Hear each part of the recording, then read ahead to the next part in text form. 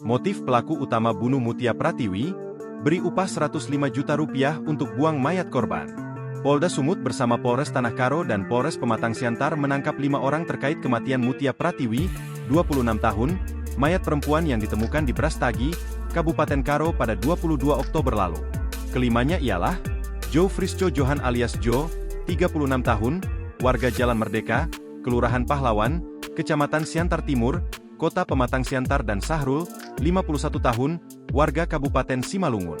Kemudian, Edi Iswadi, 56 tahun, warga Kabupaten Batubara, beserta 2 oknum polisi bernama Jeffrey Hendrik Siregar personel Polres Pematang Siantar, juga Hendra Purba, personel Polres Simalungun. Selain itu, polisi masih memburu 2 orang tersangka lainnya.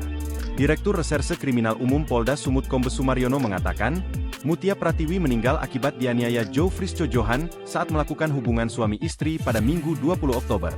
Johan menganiaya korban karena fantasi seksualnya yang kerap melakukan kekerasan terhadap korban sebelum melakukan hubungan suami istri.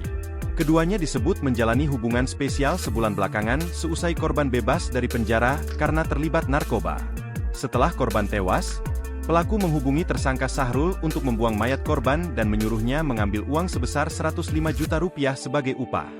Selanjutnya, tersangka Sahrul menghubungi tersangka Edi Iswadi untuk mencari 2 eksekutor lainnya untuk membuang mayat korban.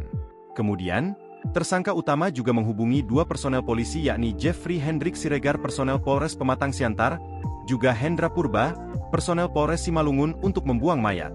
Personel polisi bernama Jeffrey Hendrik Siregar diminta pelaku menutupi perbuatannya.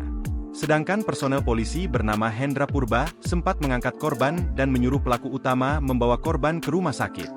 Atas perbuatannya, Joe Frisco Johan dikenakan pasal 351 ayat 3 dan ancaman 7 tahun penjara.